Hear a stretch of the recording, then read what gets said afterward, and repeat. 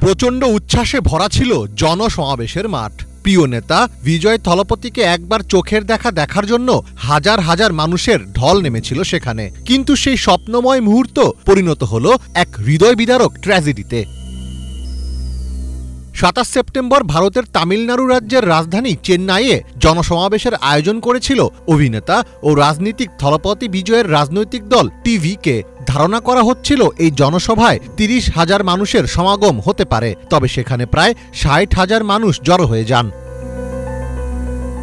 বিজয় থলপতি জনসভার মঞ্চে আসার পর তাকে কাছ থেকে দেখতে গিয়ে মঞ্চের ব্যারিকেডের দিকে চলে আসে মানুষ। ওই সময় দম বন্ধকর পরিস্থিতি সৃষ্টি হলে অনেকে জ্ঞান হারান। এরপরই পদদলনের ঘটনা ঘটে। এ ঘটনায় পাল্লা দিয়ে বাড়ছে আহত ও মৃতের সংখ্যা। আমার আত্মীয় স্বজনদের অনেকে আহত হয়েছেন। আমার ভাইয়ের ২ সন্তান সেখানে ছিল।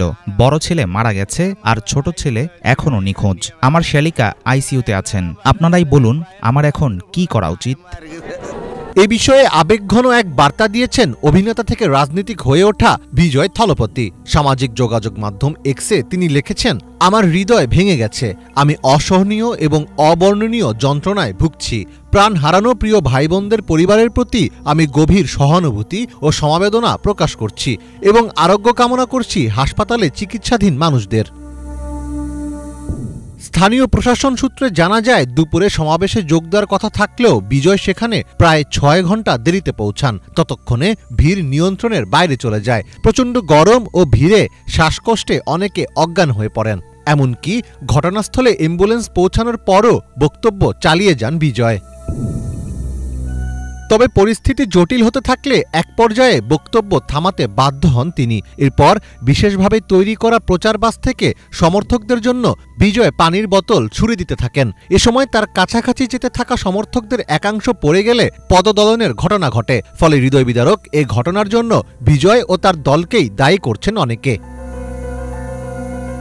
ডিএমকে নেতা ও মুখপাত্র সারনান আনন্দ রায়ের মতে, অনুষ্ঠান আয়োজকদের পরিকল্পিত চালের কারণেই এমন পরিণতি হয়েছে। তিনি বলেন, বিজয় খুব স্পষ্ট করে জানিয়েছিলেন যে সকাল ৮টা৪৫ অনুষ্ঠান শুরু হওয়ার কথা, কিন্তু তারা সেই সময়ে শুরু করেননি। প্রায় ৬ ঘণ্টা মানুষকে অপেক্ষা করানো হয়। কেন তারা এমন করল? তারা এটা করেছে যেন আরও বেশি ভিড় জড়ো হয়। এটা আয়োজকদের এক সস্তা চাল ছিল। বিজয়ের জনপ্রিয়তা তামিলনাড়ুর রাজনীতিতে নতুন এক মাত্রা যোগ করেছে। ২০২৪ সালে দল গঠনের পর থেকে তিনি একের পর এক জনসভায় বিপুল জনসমাগম টানছেন। তার দল টিভিকে আগামী ২০২৬ সালের রাজ্য নির্বাচনকে সামনে রেখে প্রচারণা চালাচ্ছে। তবে এই বিশাল জনসমাগম বারবার নিরাপত্তাজনিত সমস্যার সৃষ্টি করছে। গত বছরও তার এক সমাবেশে অন্তত ৬ জনের মৃত্যু হয়েছিল। মীর ফজলে রাব্বি, বাংলা ভিশন।